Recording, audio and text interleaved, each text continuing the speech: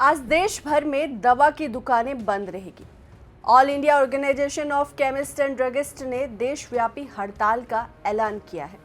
इस हड़ताल से देश के कई हिस्सों में दवाओं की सप्लाई प्रभावित हो सकती है और संगठन का कहना है कि ऑनलाइन दवा बिक्री और ई फार्मेसी प्लेटफॉर्म की वजह से जो पारंपरिक तरीके से मेडिकल दुकानों का जो कारोबार था वो प्रभावित हो रहा है और इसी कड़ी में पूरे बिहार में दवा दुकानें बंद रहेगी। लेकिन ये हड़ताल क्यों की जा रही है, इसके पीछे का कारण क्या है, इसे जानने के लिए वीडियो को लास्ट तक जरूर देखिए।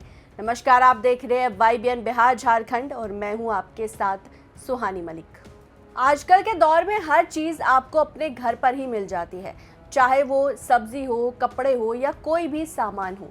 अब लोगों को सामान खरीदने के लिए मार्केट या फिर शॉप पर जाने की ज़रूरत नहीं पड़ती, बल्कि सब चीज़ें आप अपने घर पर मंगवा सकते हैं। ज़रूरत का सामान तो ठीक है, लेकिन अब लोग दवाई भी घर पर ही मंगवा सकते हैं, जिसके लिए पहले लोगों को मेडिकल स्टोर जाना पड़ता था। तो इसी ई फार्मेसी और ऑनलाइन दवा बिक्री के विरोध में आज पूरे बिहार में भी दवा दुकानें बंद रहेंगी। Bihar chemist and drug association और AIOCD के आह्वान पर राज्य भर के दवा विक्रेता आज राष्ट्रव्यापी बंद में शामिल हो रहे हैं। बता दें कि राजधानी पटना सहित औरंगाबाद, गया, मुजफ्फरपुर, भागलपुर, दरभंगा, बेगूसराय, गोपालगंज, नवादा सहित विभिन्न जिलों में मेडिकल दुकानों के बंद रहने की संभावना है। हालांकि बंदी के कारण मरीजों और उनके जो परिजन हैं उनको परेशानी का सामना करना पड़ सकता है।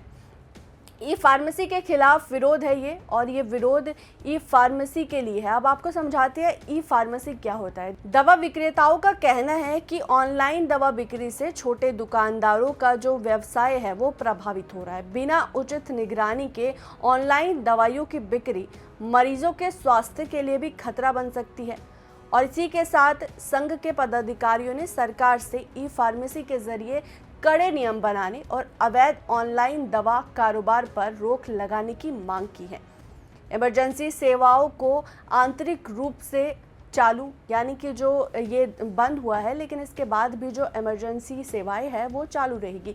जानकारी के अनुसार अस्पतालों के अंदर संचालित कुछ मेडिकल स्टोर और आपातकालीन सेवाओं से जुड़ी दवा दुकानों पर खुली रह सकती है। हालांकि अधिकांश निजी मेडिकल स्टोर बंद ही रहेंगे। पहले से दवा लेने की अपील की गई थी। स्वास्थ्य विभाग और दवा विक्रेता संघ ने लोगों से जरूरी दवाएं पहले से ही खरीद लेने की अपील की, ताकि किसी प्रकार की असुविधा न हो। अब आपको इसके पीछे का कारण बताते हैं कि मेडिकल स्टोर हड़ताल पर क्यों है। AIOCD का मुख्य विरोध ऑनलाइन दवा बिक्री और ई फार्मेसी प्लेटफॉर्म को लेकर है। संगठन का आरोप है कि कई ऑनलाइन प्लेटफॉर्म बिना सही प्रिस्क्रिप्शन जांच के दवाई बेच रहे हैं। इसके अलावा AI से तैयार फर्जी पर्चियों के जरिए एंटीबायोटिक और दूसरी दवाइयों के गलत इस्तेमाल का खतरा भी बढ़ रहा है। एक रिपोर्ट के मुताबिक IOCD के महासचिव राजीव सिंगल ने कहा कि ऑनलाइन फार्मेसी अब स्वास्थ्य व्यवस्था का हिस्सा बन चुकी है, लेकिन उसके लिए सख्त नियम जरूरी है। उन्होंने कहा कि मौजूदा नियमों में खामियों की वजह से ई फार्मेसी कानून ग्रे जोन में काम कर रही है। संगठन का कहना है कि इन प्रावधानों के चलते ऑनलाइन फार्मेसी को बिना स्पष्ट नियम के ढांचे के काम करने की छूट मिल गई। AIOCD चाहता है कि ऑनलाइन प्लेटफॉर्म पर भी वही नियम लागू हो जो मेडिकल स्टोर पर लागू होते हैं। अब इस पूरे मामले को लेकर सरकार की तरफ से क्या कुछ तर्क दिया जा रहा है, सरकार का क्या कहना है, वो भी आपको बताते हैं। केंद्रीय औषधि मानक नियंत्रण संगठन यानी कि CDSCO ने कहा कि ई फार्मेसी को लेकर उठाई गई चिंताओं की समीक्षा की जा रही है।